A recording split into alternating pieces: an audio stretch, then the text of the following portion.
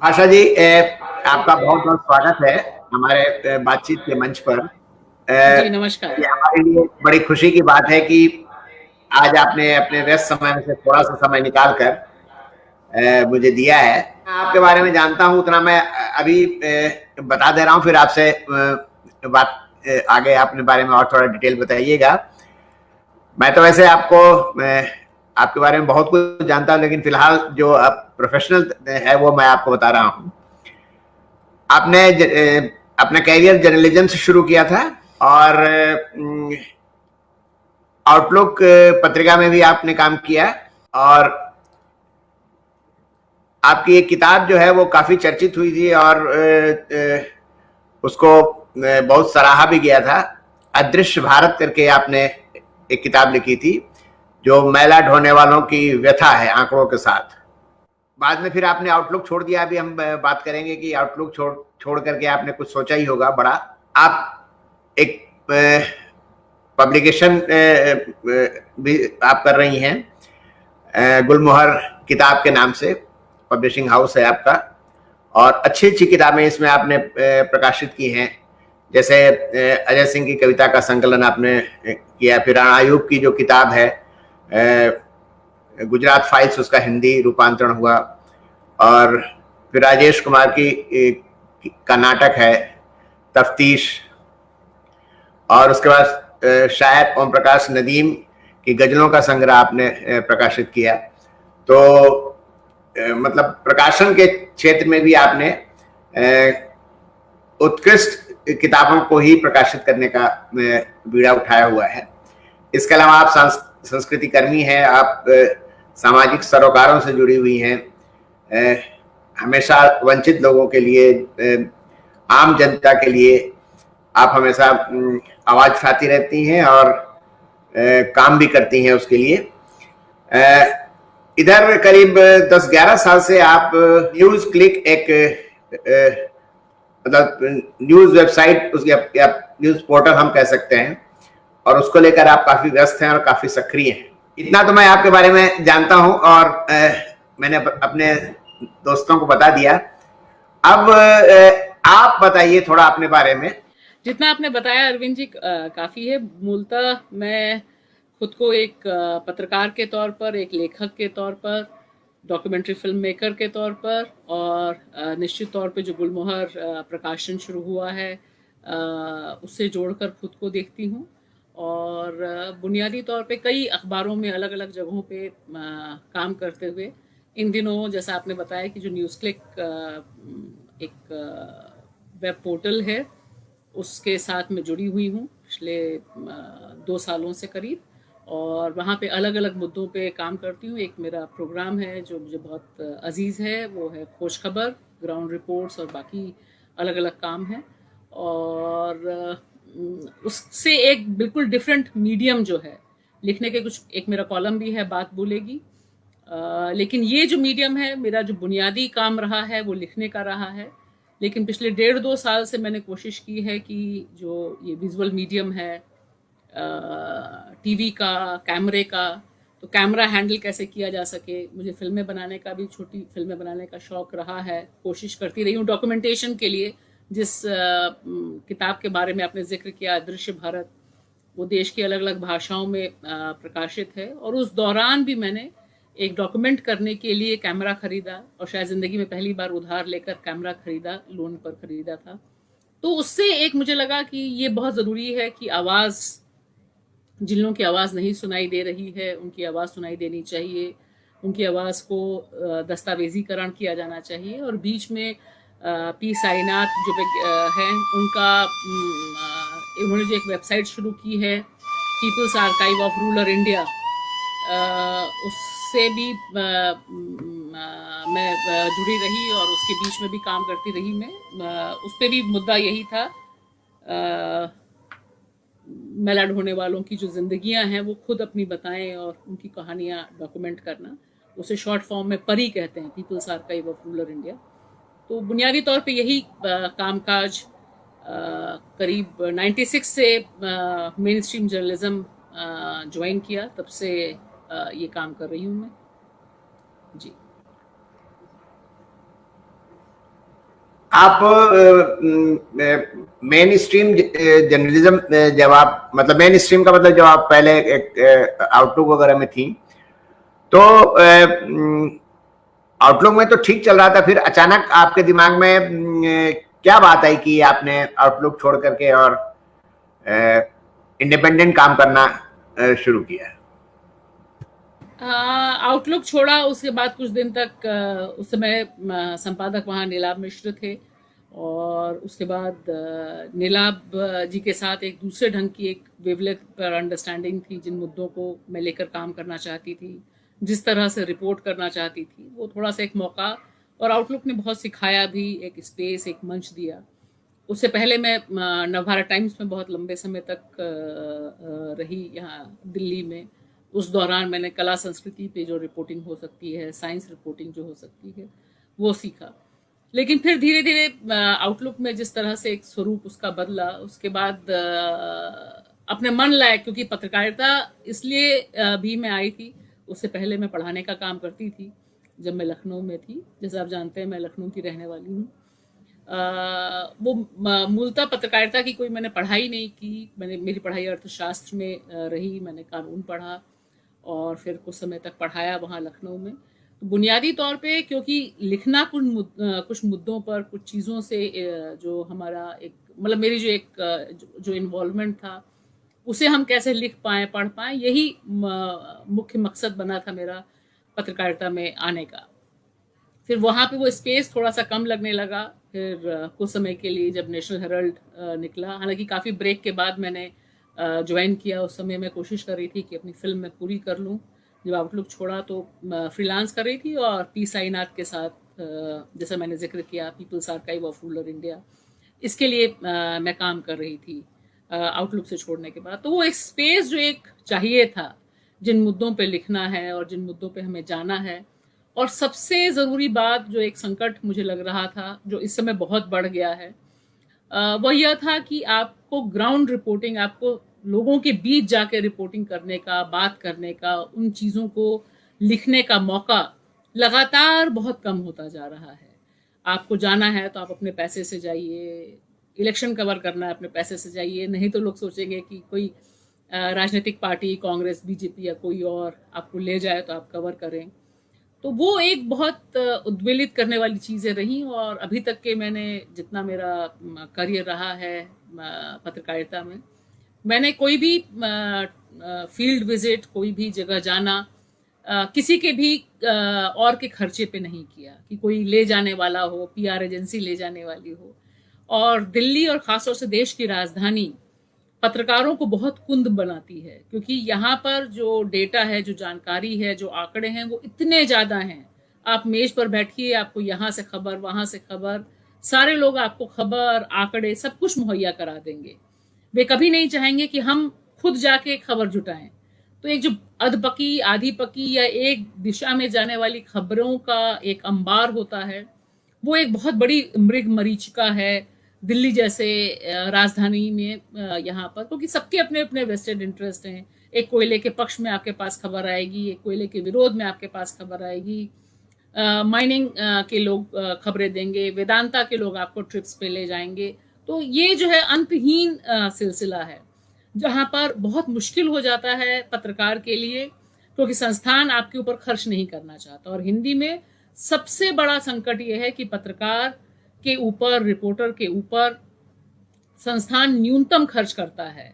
वो पत्रकार ज़्यादा अच्छा माना जाता है जिसे ट्रिप्स फ्री में मिल रही हों, जिसे फ्री बीज मिल रही हों। तो आप माना जाते हैं कि आप सत्ता के गलियारों में आपकी बहुत आवाजाही है, ये नेता भी आपको साथ ले जाने को तैयार है, वो पॉलिटिकल पार्टी भी आपको साथ ले जाने को तैयार है। या ये तो खाली राजनीतिक फील्ड छोड़ दीजिए, जो बिजनेस रिपोर्टिंग है, बुनियादी तौर पर ऐसे है। मैंने काफ़ी समय तक डिफेंस कवर किया, डिफेंस में भी हाल ऑलमोस्ट बहुत बड़े पैमाने पर यही रहा।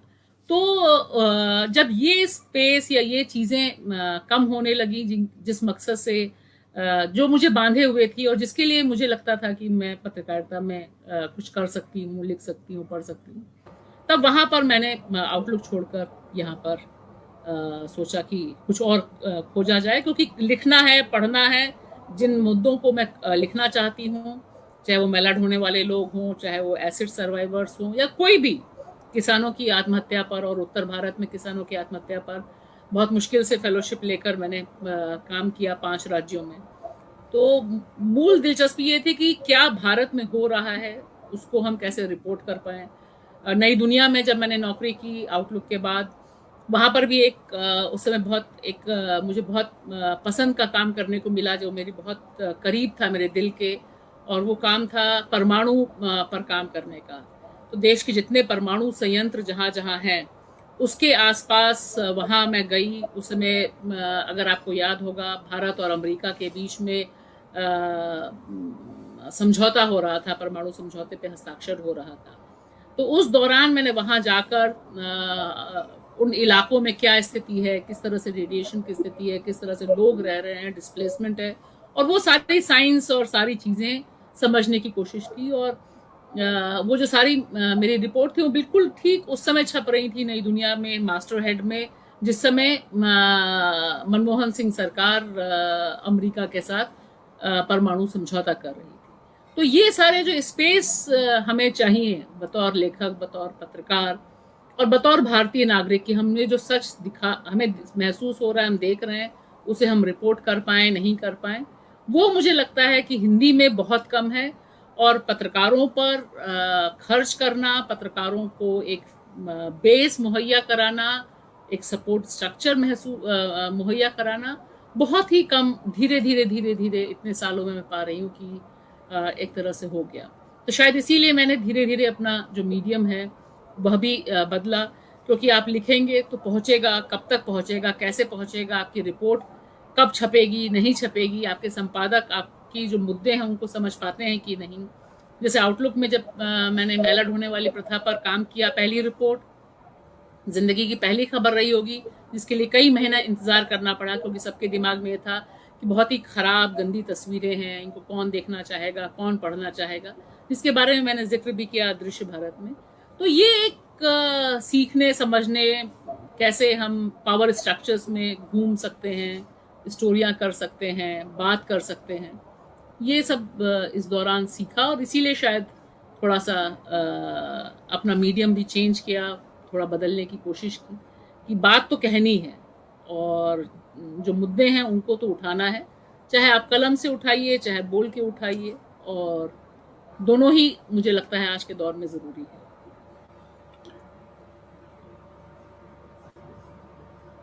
नहीं, जैसे कि पत्रकारिता एक आम लोग जो सोचते हैं कि अखबार जो है वो सच बोलता है, न्यूज़ चैनल सच बोलता है, और लोग बाग उसके अक्षरशः एक एक बात को सही मान लेते हैं।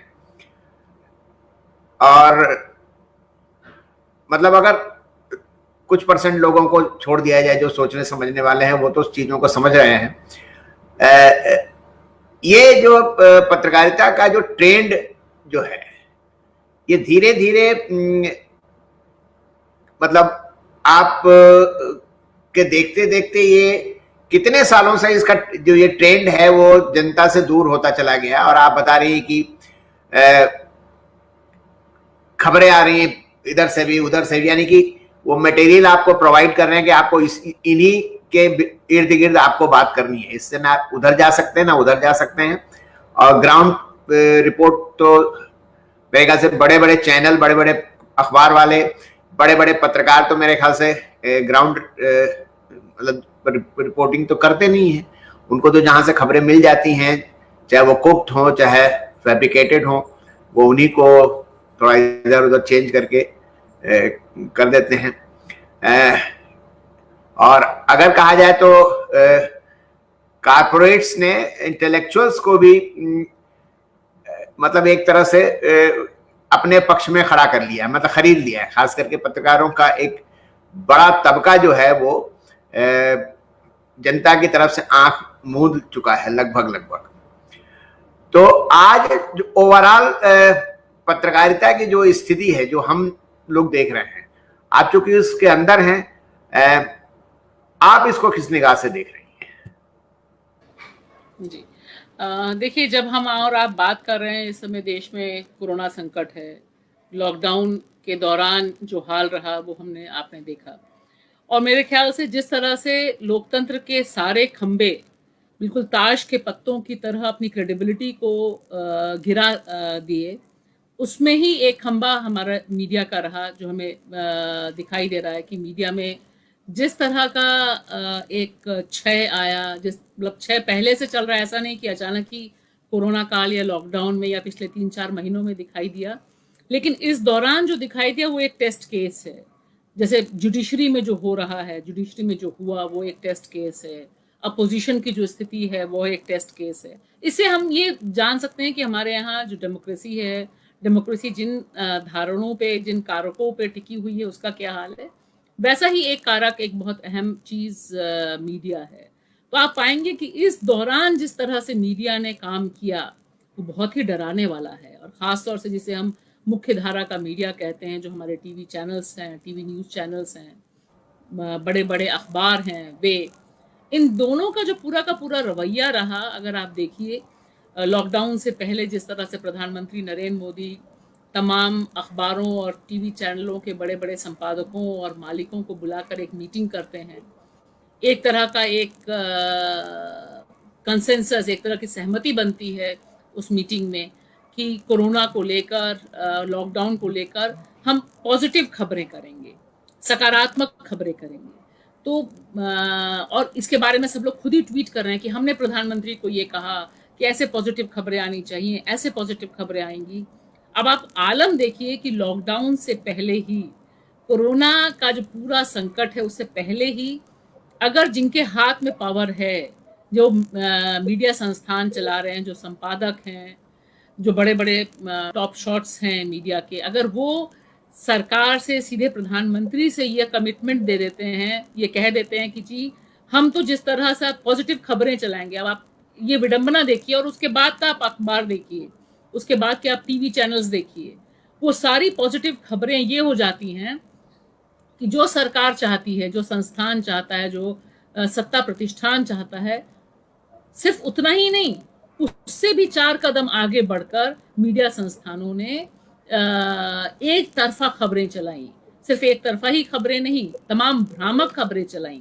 मैं इतने साल से मीडिया में हूँ, पहली बार मैंने यह वाकया देखा, खास तौर से जब पूरे के पूरे मीडिया ने, और जिसमें जी टीवी और बाकी सारे संस्थान, बड़े बड़े नाम शामिल हैं जो हर जगह दिखाई देते हैं, टीवी चैनल्स जो हैं, न्यूज़ चैनल्स, उन्होंने सुबह से शाम तक मुसलमानों को एजेंडे पे लिया। उन्होंने सुबह से शाम तक नफरत और फेक न्यूज़ चलानी शुरू की। तबलीगी जमात के नाम पर उनको एक नया दुश्मन मिल गया, और कोरोना वायरस से ज़्यादा उनको नफरत का वायरस फैलाने का एक पूरा का पूरा सेट पैटर्न है। अब तमाम एंकर्स उठा के देख लीजिए, जी से लेकर, आज तक से लेकर, इंडिया टीवी से लेकर, तमाम, बोलने की ज़रूरत नहीं है। और इसमें अखबार भी बहुत पीछे नहीं रहे, जो हिंदी के अखबार हैं, उन्होंने भी जिस तरह की खबरें चलाई। अब आप सोचिए अरविंद जी, संभवतः आपने भी बहुत दौर देखे हैं, आपने बाबरी मस्जिद का ध्वंस देखा है, मीडिया और तमाम समाज देखा है, गुजरात 2002 देखा है। कभी ऐसा काल नहीं रहा कि जो पुलिस प्रशासन है वह ट्वीट करके यह बोले कि तमाम मीडिया संस्थानों को, जिनके नाम लिए उनमें से तो कुछ लोगों के नाम भी उन्होंने लिए, उत्तर प्रदेश पुलिस से लेकर महाराष्ट्र पुलिस तक, कि ये सारी फेक न्यूज़ हैं, यह गलत खबरें हैं, आप इन खबरों को मत दिखाइए, इनसे नफरत फैल रही है, इससे हमें कानून व्यवस्था करने में, बनाए रखने में मुश्किल हो रही है।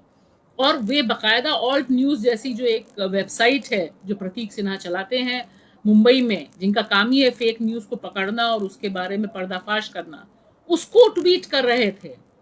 महाराष्ट्र पुलिस ने तो कुछ चैनल्स के खिलाफ एफआईआर तक करने की बात की, बाद में यू टर्न ले लिया, वो अलग बात है। लेकिन ये एक, इससे ये पता चलता है कि किस तरह से जो पत्रकारिता के पैमाने हैं उनसे गिरकर एक स्पेसिफिक एजेंडा चलाया गया, और मेजॉरिटी के दिमाग में एक नफरत का कीड़ा फैला दिया गया। तो हाल ये हो गया था कि लोगों को डर कोरोना से ज्यादा मुसलमान से लग रहा था। उनके दिमाग में ये था कि अगर मुसलमान दिखाई दे जाएगा तो डिस्टेंस पे आ जाएंगे। सबके सारे व्हाट्सएप ग्रुप पे एक ही ढंग का बिल्कुल प्रचार, 24 घंटे का प्रचार चल रहा था, और किसी की भी कोई अकाउंटेबिलिटी नहीं थी, किसी की भी कोई जिम्मेदारी तय नहीं हुई, किसी को पकड़ा नहीं गया।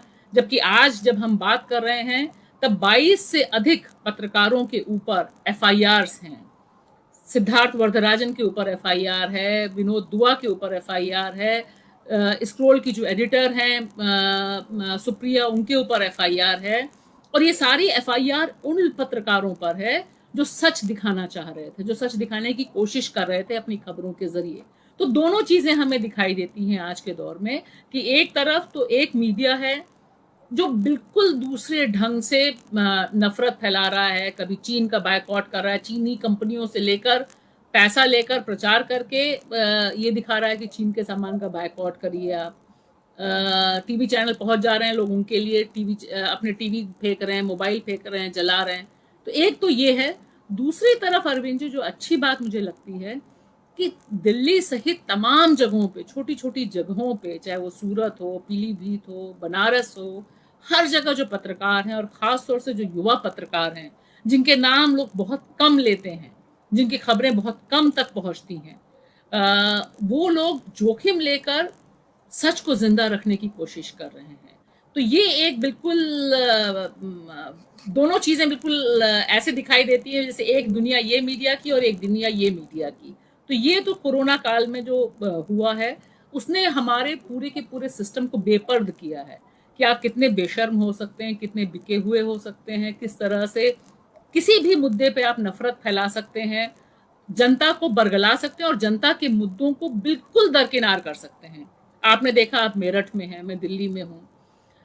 कोरोना लॉकडाउन के समय जिस तरह से लाखों की संख्या में मजदूर सड़कों पर उतरे, उनके बारे में किस तरह से मीडिया ने कवर किया। अगर वो इस सड़क पे नहीं उतरते तो शायद देश में इतने गरीब हैं, मीडिया के आधे से अधिक लोगों को पता ही नहीं चलता, और मध्यम वर्ग तो बिल्कुल ही बल्ले बल्ले वाले स्थिति में तब तक जिंदा था कि सब कुछ विकास हो रहा है। तो इन मजदूरों ने जब सड़क पर उतरकर एक अपना सिविल डिसोबीडियंस किया, जब इन्होंने अनाउंस किया कि हम ये लॉकडाउन नहीं मानेंगे, हमें जिंदा रहना है और जिंदा रहना हमारा हक है, उस समय मीडिया को बाध्य किया इस बड़ी सच्चाई ने, छोटे छोटे रिपोर्टर्स ने, सोशल मीडिया की साइट्स ने, न्यूज़ क्लिक, वायर, स्क्रोल, तमाम इस तरह के जन चौक, जन ज्वार, लोगों ने कंटिन्यूअसली फेसबुक लाइव किए। और इस तरह से वो एजेंडा, ये जो सबसे बड़ा सच था, क्योंकि लाखों लोग अगर सड़क पे चल रहे हैं तो आप ऐसा नहीं कर सकते कि पूरी तरह से निगेट कर दें या नहीं दिखाएं। उसमें भी शुरू में कोशिश हुई, जैसे ऐसा लग रहा था कि ये लोग लॉकडाउन क्यों तोड़ रहे हैं, अरे ये लोग सोशल डिस्टेंसिंग नहीं मान रहे हैं, अरे ये लोग बिल्कुल पास सटे हुए हैं। इन तमाम रिपोर्ट्स में भी जो मीडिया ने की, खासतौर से टीवी जर्नलिस्ट ने की, कहीं से भी सरकार पे सवाल उठाया नहीं, सरकार को कटघरे में नहीं खड़ा किया गया। यही बताने की कोशिश की गई कि बहुत मुश्किल है और किसी तरह से इनको सोशल डिस्टेंसिंग रखनी चाहिए, इनको बस का इंतजार करना चाहिए। लेकिन चूंकि संख्या लाखों की थी, सड़कों पर थी, राष्ट्रीय राजमार्ग पर थी, इसलिए यह सच्चाई हमारे और आपके सामने आई। लेकिन फॉलोअप्स देखिए, कितने मीडिया संस्थानों ने अपने पत्रकारों को बकायदा भेजा कि आप गाड़ी लेकर जाइए और इनको कवर करिए। मुझे तो याद नहीं पड़ता कि कितने लोगों को भेजा होगा। जो लोग गए अपने इंडिविजुअल इनिशिएटिव पर गए, पहलकदमी पर गए, और उन्होंने बहुत साहसिक काम किया। कोरोना संकट से जूझते हुए भी उन्होंने लगातार रिपोर्ट की। बहुत से ऐसे साथी हैं जिनको उस दौरान कोरोना हुआ, वे इलाज उन्होंने अपना कराया। तो ये एक जो बहुत बड़ा एक पैराडॉक्स, एक विडंबना इस दौरान हमारे सामने है कि जहां एक कॉरपोरेट मीडिया जो इस समय पत्रकारों को कीड़े मकोड़े की तरह निकाल रहा है, इस कोरोना काल में 1.5-2 महीने के लॉकडाउन के दौरान पूरे भारतीय मीडिया में जितने बड़े पैमाने पे पत्रकारों की छटनी हुई, मुझे याद नहीं पड़ता कि पिछले 30 सालों में इतने बड़े पैमाने पर पत्रकारों की छटनी हुई। और ये सारे संस्थान वे हैं जिनके फायदे, जो सिर्फ अखबार निकाल के या चैनल निकाल के जिंदा नहीं है, उनके और बाकी बिजनेस हैं। कोई यूनिवर्सिटी चलाता है, कोई रियल एस्टेट में है, कोई किसी की शुगर मिल है, और वे सारे के सारे लोग, सारे के सारे संस्थान 1 से 1.5 महीने के लॉकडाउन में सैकड़ों पत्रकारों को बाहर निकालते हैं। और कोई चीज चपट, कहीं पे कोई बात नहीं, लेबर राइट्स की हम बात करते हैं, मजदूर से कहते हैं, जो प्रवासी मजदूर आ रहे हैं, कि तुमने अपने मालिक से क्यों नहीं पैसा मांगा। मुझे एक जगह दिखाइए जहां पत्रकारों के हक में बाकी बड़े संपादक आए हों, बोला हो कि भाई क्यों तुम निकाल रहे हो, व्हाट्सएप पे नोटिस भेज के कैसे निकाल रहे हो, एक फोन कॉल पे कैसे नौकरी ले ले रहे हो, इस्तीफा कैसे ले रहे हो। तो ये जो इस समय का दौर है, ये मुझे लगता है कि भारतीय लोकतंत्र के लिए जितना खौफनाक और डरावना है, उतना ही डरावना भारतीय पत्रकारिता के लिए है, मीडिया घरानों के लिए है, मीडिया कर्मियों के लिए है। क्योंकि संकट चौतरफा है, आपको बचे रहना है, आपको जिंदा रहना है, उसके लिए आपको नौकरी चाहिए, आपको रिपोर्ट भी करनी है क्योंकि आपका पेशा वही है। तो ये जो सारा संकट है, मुझे लगता है कि ये बहुत ही दिल दुखाने वाला संकट है। और जिस तरह से हमारे बीच में इस समय आत्महत्या की खबरें आ रही हैं, जिस तरह से लोगों के मरने की खबरें आ रही हैं, तो ऐसा लगता है कि आने वाले 2-3 महीने और दिल दहलाने वाली स्टोरियों के और अनुभवों के होंगे। नहीं, आपने बिल्कुल सही बात कही कि पहले तो ये बात हुई कि जो कोरोना जो है वो तबलीगी जमात वाले फैला रहे हैं। उसके बाद से ये मीडिया में ये जो आपने बताया कि जो भीड़ इकट्ठी हुई और सारा का सारा उन पे थोपने लगे कि ये मजदूर जो जा रहे हैं ये कोरोना फैलाएंगे, यहाँ से वहां फैलाएंगे। और आज भी लोगों से अगर बात करिए तो लोग यही कहते हैं कि जो ये गांव में फैल रहा है कोरोना, या जो छोटे छोटे शहरों में फैल रहा है, वो मजदूरों की वजह से फैल रहा है। मतलब एक पूरा माहौल बनाने का काम जो मीडिया, मतलब नेगेटिव माहौल बनाने का काम जो मीडिया आजकल बखूबी कर रहा है। ऐसी स्थिति में जैसे कि आपने बताया कि कुछ लोग ऐसे भी हैं जो सच्चाई को सामने लाने की कोशिश कर रहे हैं, रिस्क लेकर सच्चाई लाने की कोशिश कर रहे हैं। तो ऐसी स्थिति में जो मैं समझ पा रहा हूं और आपसे जानना चाहता हूं कि अल्टरनेट मीडिया की जरूरत दिन पर दिन बढ़ती जा रही है। जी, आपने सही कहा कि ज़रूरत बढ़ती जा रही है। और इस समय आप देखिए तो बहुत बार ये हो रहा है कि जो खबरें यहाँ पहले आती हैं, बाद में अगर वो खबर जिंदा रहती हैं और खबर अगर में बहुत दम होता है, तो वो एक खबर मेन स्ट्रीम मीडिया में आती है। जैसे कानपुर वाला जो वाकया हुआ है, जहाँ पे संरक्षण घर में जो बच्चियां रहती हैं, उनका जो मामला सामने आया है कि किस तरह से कोरोना है, किस तरह से उनका यौन शोषण है, किस तरह से वे गर्भवती हैं। ये किसी मेन स्ट्रीम या बड़े मीडिया घराने ने खबर नहीं ब्रेक की, ये छोटे छोटे जगहों पे हुई। इससे पहले पटना से भी जो खबर आई थी वो भी ऐसे ही हुआ था। तो ये तो एक बहुत ज़रूरी है क्योंकि वक्त की मांग है इस समय। और अब देखिए कि लोग यहाँ तक कि जो पत्रकार दिल्ली का आपको पता ही होगा, अजय झा सहित जो बीबीसी के रिपोर्टर हैं, अजय झा जो पत्रकार हैं, सीनियर जर्नलिस्ट, उन सब लोगों को सोशल मीडिया का सहारा लेकर यह बताना पड़ा कि उनको कोरोना है और उनका ट्रीटमेंट नहीं हो पा रहा है। और उसके बाद उनका एक प्रेशर बना जब दूसरे ढंग की वेबसाइट्स पर आया। तो ये तो एक इंडिविजुअल अनुभव मैं आपको बता रही हूँ कि इस तरह की जो चीज़ें हो रही हैं। लेकिन दूसरी तरफ दिक्कत यह है कि अल्टरनेटिव मीडिया तो ज़रूरत है और ये बढ़ेगा भी, ये फैलेगा भी। लेकिन जो 24 घंटे प्रचार चल रहा है हमारे आपके बीच, जैसे ही आप टीवी खोलते हैं, यह टीवी हर एक घर में है, झुग्गी झोपड़ी में है, तमाम रेलवे स्टेशनों पर है, तमाम अगर आप हॉस्पिटल्स जाइए, एक ही ढंग के टीवी चैनल्स दिखाई देते हैं तमाम हॉस्पिटल्स में, बड़े बड़े हॉस्पिटल हों या छोटे हॉस्पिटल। तो एक जो पब्लिक परसेप्शन, लोगों के दिमाग में जो एक अवधारणा विकसित करने का काम है, वह तो ये जो मुख्य धारा का मीडिया है वो कर रहा है। और यहाँ पर वो खबरें आप तक पहुंचा रहे हैं। अल्टरनेट मीडिया ज़रूरी है, लेकिन उसकी पहुंच निश्चित तौर पे सीमित है, क्योंकि यहाँ पर हमें और आपको देखने के लिए, बात करने के लिए व्यक्ति को यहाँ तक आना होगा।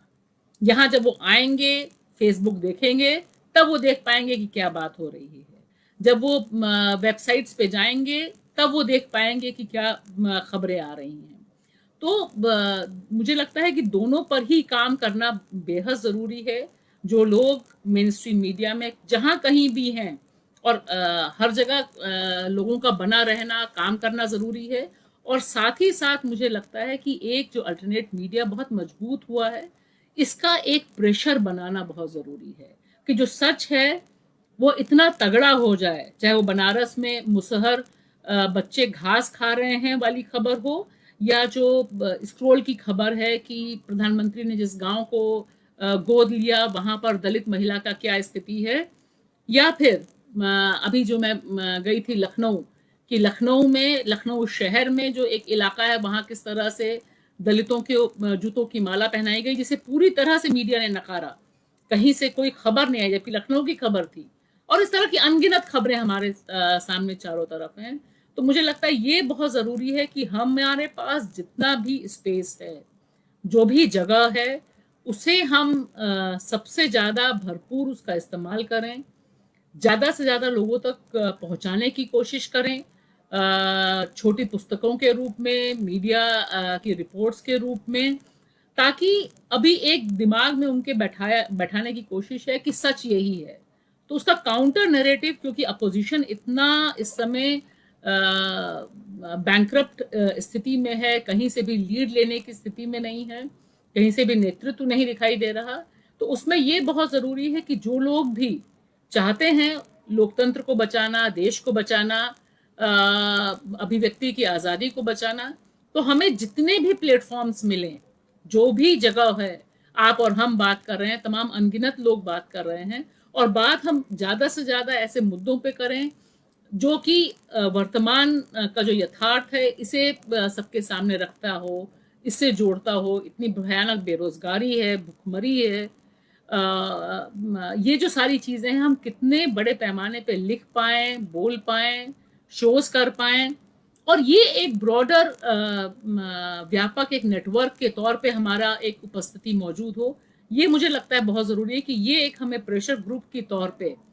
काम करना इस समय बहुत जरूरी है, हस्तक्षेप करना बहुत जरूरी है, क्योंकि स्थितियां जिस तरह की हैं वो एक आइसोलेशन, एक एकांत में डालने वाली हैं, अवसाद में डालने वाली हैं, और ये सिस्टम चाहता भी यही है कि जिन लोगों के पास भी थोड़ा बहुत दिमाग है वो इतने दुखी परेशान हो जाएं कि अपने घरों में बहुत सुरक्षित हो जाएं। जैसा लॉकडाउन में मुझे दिखाई दिया कि सब लोगों को चिंता यही कि बस मैं बच जाऊं, किसी भी तरह से हम बच जाएं, बाकी तो अपना घर बंद कर ले जिनके पास घर हैं। जो बेघर है उनके बारे में कौन सोच रहा है, सड़क पे लोग जा रहे हैं कौन सोच रहा है। लेकिन वहीं पर जब मैं लखनऊ यूपी के पूरे इलाके में गई, जिस समय लोग प्रवासी मजदूर जा रहे थे, तो मैंने देखा कि जो गांव के लोग हैं वो सारी सीमाएं तोड़कर खाना अपने आप बना रहे हैं और वहां पे खिला रहे हैं जो मजदूर जा रहे हैं। कोई ऑर्गेनाइज फोर्स नहीं है, और ऐसे 5-5, 6-6, 10-10 किलोमीटर के अंतराल पे लोग खाना खिलाते हुए मिले। मेरठ के जंक्शन पे लोग मिले जो लोग खुद ही आ रहे हैं इंडिविजुअल कैपेसिटी में, कोई चावल खिला रहा है, कोई, और इसीलिए शायद जिंदा रह गए। अगर 1 करोड़ से ऊपर प्रवासी मजदूर वापस अपने घर पहुंचे, किसी को भी सरकारी खाना तो मिला नहीं, सबको तो खाना इन्हीं भारतीय नागरिकों ने दिया। तो मुझे लगता है ये जो हमारी ताकत है एज इंडियन सिटीजन, हमारी जो ताकत है एज इंडियन जर्नलिस्ट, हमारी जो ताकत है, ये हमें खुद भी महसूस करना कि अगर हम चुप रहे तो हम कितने दिन तक बचेंगे, सवाल ये नहीं है। अगर आसपास के घर जल जाएंगे तो हमारा घर कितने दिन तक बचेगा, आसपास सबको कोरोना हो गया तो हम कितना बचेंगे। ये जो एक चैलेंज, क्योंकि ये बहुत बड़ा चैलेंज है, ये कोई छोटा चैलेंज नहीं है। कोरोना का संकट कोई छोटा ऐसा तो नहीं है कि कोई मायावी संकट है। भाई आपको तो दिखाई दे रहा है कि लोग पीड़ित हो रहे हैं, दिल्ली में लोग मर रहे हैं, तो हम कैसे बाहर जा सकते हैं, कैसे कम्युनिकेट कर सकते हैं, कैसे स्टोरीज कर सकते हैं, और उस सच को ज्यादा से ज्यादा लोगों तक कैसे पहुंचा सकते हैं। मुझे लगता है ये इस समय की सबसे बड़ी चुनौती है, बुद्धिजीवी वर्ग की, श्रमजीवी वर्ग की, और उस तमाम सेक्शन की जो इस भारत को, असल भारत को जिंदा रखना चाहता है, बचाना चाहता है। क्योंकि थ्रेट या खतरा हमारे और आपके ऊपर नहीं है, सिर्फ मीडिया के ऊपर नहीं है, भारतीय लोकतंत्र पर ही सबसे बड़ा बहुत तगड़ा खतरा है। सब कुछ कई बार शासक वर्ग को या सत्ता को ये लगता है कि सब कुछ सही चल रहा है, लेकिन अचानक ही कुछ ऐसा होता है, जैसे अमेरिका में अचानक ही एक पुलिस वाले ने एक काले व्यक्ति को गला दबा के मार दिया, और जिस तरह से वहां पर प्रतिक्रिया हुई अनएक्सपेक्टेड, बहुत सारी खबरें तो मुझे नहीं पता, लेकिन जो जो खबरें छपकर आई, छन छन के आई हैं, उससे तो पता चला कि वहां ट्रम्प साहब को तो बहुत दिनों तक व्हाइट हाउस में छिपके रहना पड़ा, और आर्मी और पता नहीं क्या क्या बुलवा लिया उन्होंने। तो कई बार मतलब हम लोग तो चूंकि साइंस के स्टूडेंट हैं, जानते हैं कि to every action there is equal and opposite reaction. आज नहीं तो कल तो रिएक्शन आएगा ही आएगा। अब एक दो सवाल आपसे पूछेंगे, उसके बाद हम बातचीत को बंद करेंगे। पहली बात तो यह है कि मैं ये जानना चाहूंगा कि अल्टरनेट मीडिया में जैसे आपने बताया कि छोटी छोटी पुस्तिकाएं हों या छोटे छोटे मैगजीन्स निकाले जाएं, छोटे छोटे, और जैसे वेबसाइट्स वगैरह हों, और भी कोई तरीका हो सकता है जो जिससे लोगों तक रीच, हम लोगों की मतलब लोगों की ज्यादा पहुंच सके? जी, मुझे लगता है कि सबसे पहले तो ज़रूरी ये भी है कि हमारा एक जीवंत संपर्क मौजूदा सच्चाई से बना रहे, जो बहुत कटता जा रहा है। और ये एक बहुत ज़बरदस्त संकट है कि हमने ये महसूस करना, जैसे मान लीजिए लॉकडाउन के दौरान इतनी लाखों की संख्या में मजदूर निकलेंगे, ये किसी को अंदाज़ा नहीं हुआ था, जबकि छटपटाहट इतनी तगड़ी थी। लेकिन ये बहुत बड़ा पल्स है, ये बहुत बड़ी नब्ज़ है, जो जनता अब में जो चर्निंग थी, जो पीड़ा थी, लेकिन उस पीड़ा को भारत का जो बुद्धिजीवी तबका है, भारत का जो मीडिया है, भारत के जो शासक हैं, उनमें से किसी को इस बात का आभास नहीं हुआ कि ये इतनी बड़ी एक चीज़ है जो बिल्कुल रुकेगी नहीं। वो लोग घर तक जाएंगे ही जाएंगे, पहुंचेंगे ही पहुंचेंगे, क्योंकि उनको पता है कि उनको जिंदा रहना है। तो मुझे लगता है कि एक तो बहुत ज़रूरी ये है इस दौरान में, क्योंकि कोरोना ने बहुत एक अलग ढंग का एक आइसोलेशन, अलग ढंग का एक व्यक्तिवाद, जैसे मैं फेसबुक पे भी देख रही थी, सारे लोग अपने अपनी रचनाओं के बारे में, सिर्फ हम अपने बारे में बात कर रहे हैं, हमने क्या लिखा, हमने क्या पढ़ा। लेकिन वहाँ पर बहुत कम एक ऐसा तबका रहा, जैसे आपने बिल्कुल सही कहा कि अमेरिका में जो एक विस्फोट हुआ, मैंने 2-3 स्टोरीज की, उस पर कुछ लोगों से बातचीत की, वहाँ के लोगों से, तो उससे ऐसा लगता है कि वहाँ पे जो भी था वो बाहर निकल के आया, उनके पक्ष में खड़ा हुआ। जो भी पॉलिटिकल क्लास निकली नहीं निकली उससे फर्क नहीं पड़ता। आप लेखक हैं, आप म्यूजिशियन हैं, आप स्पोर्ट्स पर्सन हैं, आप कुछ भी खेलने वाले हैं, लेकिन वो एक आपका एक सोशल स्ट्रक्चर ऐसा बना कि लोगों को सॉलिडारिटी में खड़ा होना पड़ा कि ये अश्वेत पर ही हमला नहीं है, अश्वेत के बहाने बाकी जो मुद्दे थे वो बाहर आए। भारत में ये एक अभी बहुत बड़ी दिक्कत दिखाई दे रही है। इसकी अपनी अपनी वजहें भी हैं, यहाँ का जो शासक वर्ग है उसकी वजहें हैं, जो बाकी राजनीतिक चेतना है उसकी वजह है। तो मुझे लगता है कि ये एक बहुत ज़रूरी है कि हम कैसे ये जो एक डिस्कनेक्ट हुआ है, क्योंकि डिस्कनेक्ट तो है, जो रियलिटी है, जो घटित हो रहा है हमारे काल में, उससे हम सीधे सीधे नहीं जुड़ पा रहे। उसे हम एक दर्शक के तौर पे, जैसे हम सिनेमा में जाते हैं कि स्क्रीन पे देखते हैं, वैसे हम देखने में बहुत हमें प्रसन्न रहता है। कोई बता दे कि हाँ ऐसा हो रहा है, लेकिन बाहर निकल के खुद लेखकों का हुजूम बाहर आए, 7 मार्च करे, नेताओं का एक हुजूम बाहर आए, लोगों के साथ मार्च करे, खड़े हो, क्योंकि अधिकारों का हनन बहुत तगड़ा है इस समय। तो मुझे लगता है एक तो ये चीज़ होनी चाहिए, और बतौर लेखक, बतौर पत्रकार या बतौर प्रकाशक जो बहुत ज़रूरी है कि हम अपना संवाद करना और सच को सच की तरह पेश करने की जो एक जुनून होना चाहिए, इसे ना छोड़ें। क्योंकि जब नैराश्य हो जाता है, जब बहुत एक डिप्रेसिंग माहौल हो जाता है, तो लगता है बोल के क्या फ़ायदा, कोई सुन नहीं रहा, कोई तो समझ नहीं रहा। तो उसमें हम ये मान के चलते हैं कि हम में तो बहुत बुद्धि है, लेकिन जो सामने जनता है उसे कुछ समझ नहीं आ रहा। हम समझाना चाहते हैं लेकिन वो समझने को तैयार नहीं। और यही आप देखिए, जो दक्षिण पंथ है, वो समझाना क्या, वो जहर उगलना नहीं बंद करता, वो लोगों तक पहुंचना बंद नहीं करता। वो लगातार जो भी उसका मिशन है, उस मिशन में वो सत्ता में हो, सत्ता में नहीं हो, वो उसी तरह से हर एक आपदा को, हर एक क्राइसिस को अवसर में तब्दील करता है। और सारे लोगों को ये समझाता है कि राजनीति नहीं करनी, राजनीति बहुत बुरी बात है। तो ये बहुत ज़रूरी है कि इस समय ज़्यादा से ज़्यादा लोगों से बातचीत करना, कम्युनिकेट करना, छोटी बड़े प्रकाशन जितने निकाल सकते हैं हम, जितनी बात कर सकते हैं, पर्चे निकाल सकते हैं, लेकिन बस्तियों में स्वांता सुखाए के लिए ना हो वो, कि हम बहुत खुश हो जाएं कि हमने बहुत अच्छी रचना कर दी, हमने बहुत अच्छा लिख दिया, मैंने बहुत अच्छा टीवी प्रोग्राम कर दिया, आपने बहुत अच्छा लिख दिया, और हमारा गिल्ट जो है, हम अपना जो गिल्ट है वो उससे हम धो जाएं। तो ये एक मुझे लगता है इस दौर में ये करना बहुत, क्योंकि ये कोई और नहीं करेगा, कोई ऐसा इंस्टीट्यूट नहीं है, कोई ऐसा ऑर्गेनाइजेशन नहीं है जो ये करे। तो ये एक तो मुझे लगता है बहुत बुनियादी जिम्मेदारी के तौर पे हमें समझना जरूरी है कि ये काम जिस तरह से भी हम कर पाए वो जरूर किया जाना चाहिए, और ज्यादा से ज्यादा डिफरेंट जो वॉइसेस हैं, डिफरेंट लैंग्वेजेस में जो वॉइसेस हैं, क्योंकि भारत में जो अलग अलग भाषाओं में लोग लिख रहे हैं, बोल रहे हैं, आंदोलन कर रहे हैं, एक नेटवर्क बनता है, एक नेटवर्क बना है, उसको और ज्यादा मजबूत करना और लोगों तक पहुंचाना।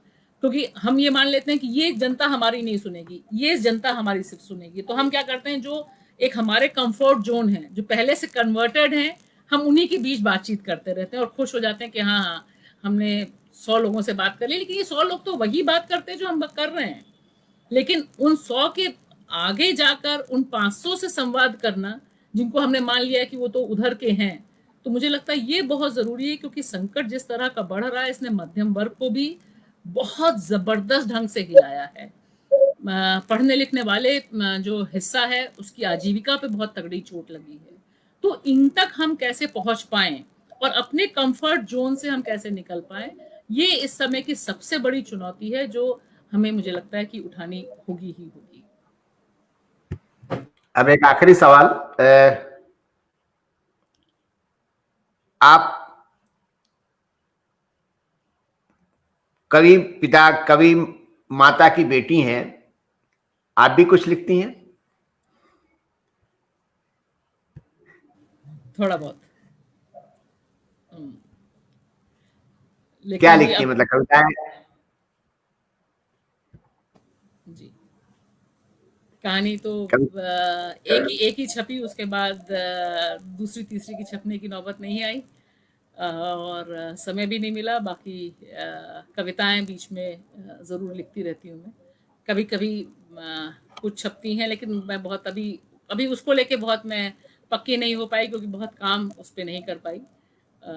लेकिन कविताएं लिखना मुझे पसंद है जी। तो अभी आपके सामने दो मिशन है, मतलब एक तो मिशन ये है कि जो न्यूज़ क्लिक आप चला रही हैं, जिसमें जो ग्राउंड रिपोर्टिंग हो रही है, ये थोड़ा और गहराई तक जाए और थोड़ा इसका विस्तार हो। और दूसरा ये है कि गुलमोहर किताब भी, चूंकि वो अच्छी अच्छी किताबें दे रहा है, तो इस पर भी आपकी थोड़ी सोच होगी, कि चिंता होगी कि इसको भी कैसे और विकसित किया जाए। तो दो काम आपके हैं सामने, और मैं उम्मीद करता हूं कि आप इन दोनों को बैलेंस करते हुए आगे बढ़ेंगी। और इसी के साथ मैं अपनी बात यहाँ पर ख़त्म करता हूँ। बहुत बहुत धन्यवाद। बहुत अच्छा लगा आपसे बात करके, मेरे दोस्तों को भी, और जो यहाँ पर सब बैठे हैं दर्शक, वो सबको बहुत अच्छा लगा होगा। Thank you very much. जी, बहुत बहुत शुक्रिया अरविंद जी, बहुत दिनों बाद इस तरह से बातचीत हुई, शुक्रिया।